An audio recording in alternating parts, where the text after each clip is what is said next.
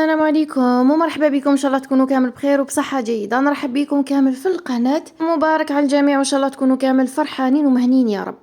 تحيه فلسطين، فلسطين دائما في القلب، ربي يحفظ وينصر ويعجل فرج الفلسطينيين وجميع المسلمين، امين يا رب العالمين.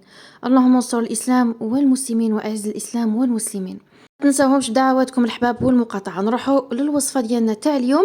كنا عملنا عندها يومين حلوة طابع بالبيض بزوج حبات بيض فقط، جربتوها وجاتكم ما شاء الله والحمد لله. اليوم قلت نحضر معاكم وصفة بدون بيض تماما، بلا حليب بلا بيض، وتجينا هشيشة خفيفة كيما راكو تشاهدوا، تجي مشقة تقول عليها بالبيض، طالعة في العلالي كيما راكو تلاحظوا.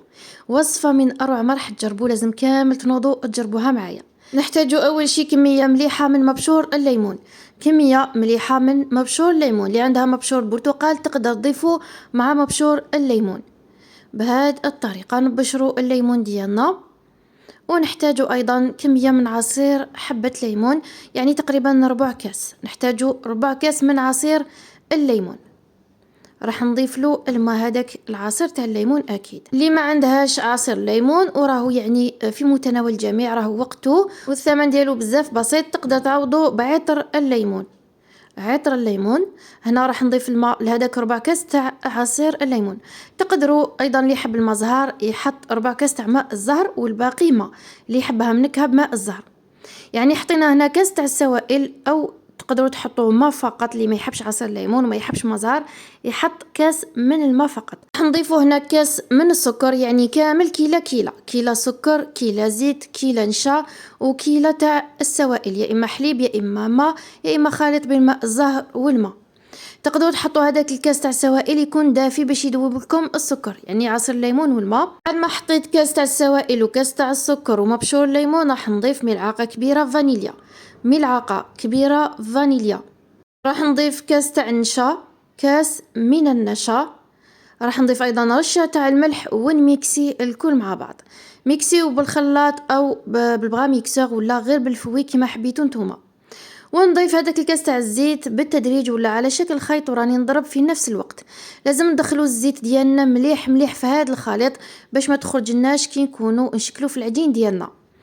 ضفت كاس تاع الزيت على شكل خيط وضربت جيدا. تقدروا تضربوا يا اما قلت لكم بالخلاط الكهربائي بغا ميكسور، او الضراب اليدوي فقط. راح نضيف هنا الفارينه، كل وحده على حسب نوعيه الفارينه ديالها. حطيت مبدئيا 3 كيسان، وضفت كيسين خميره كيميائيه، زوج اكياس من الخميره الكيميائيه وخميره الحلوى، وزن 10 غرام، يعني حطيت كاكل 20 غرام من خميره الحلوى.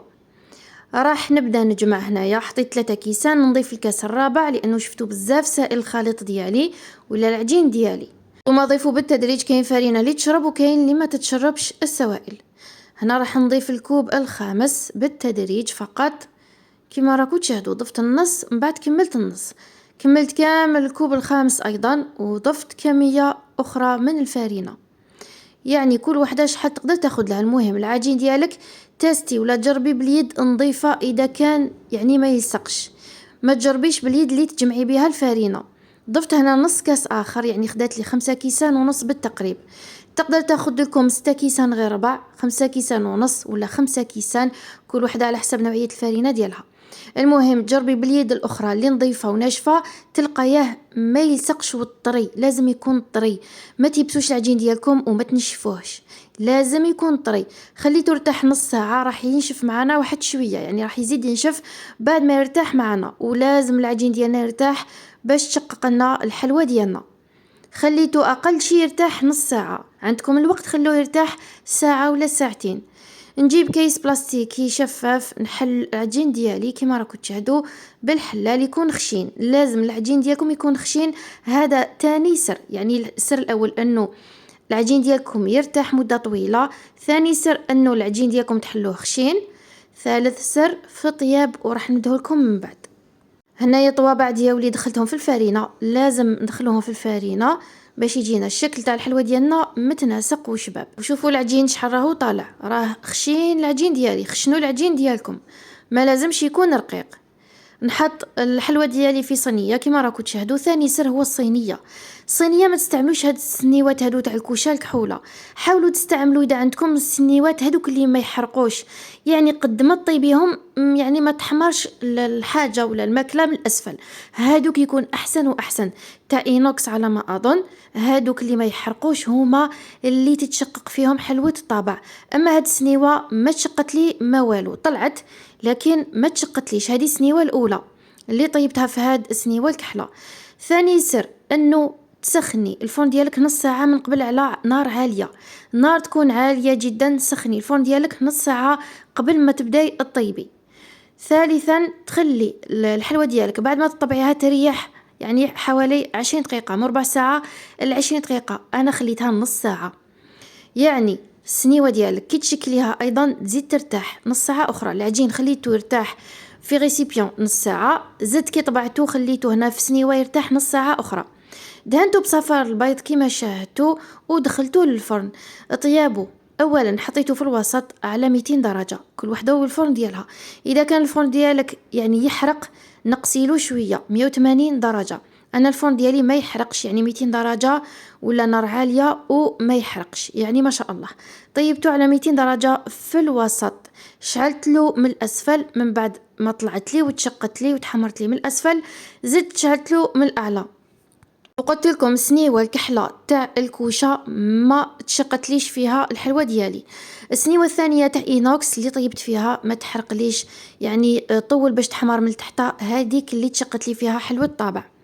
ثاني شيء، اذا ما تشقتلكمش الحلوى ديالكم بهاد الطريقه تاع طياب، واش ديروا؟ انا السنيوه الثانيه عملت لها بنفس الشيء. شعلت لها اولا بعد ما سخنتها جيدا الكوشه ديالي، شعلت لها من الاعلى واحد 3 دقائق ولا 4 دقائق، خليتها شاعله من الاعلى فقط. من بعد طفيت لها من الاعلى وشعلت لها من الاسفل على نار عاليه. فهمتوا عليا؟ وما راحش تتشقق تشعلوا لها من الاعلى، يعني حتى تطفوا عليها وتشعلوا لها من الاسفل باش تبدا تتشقق معاكم.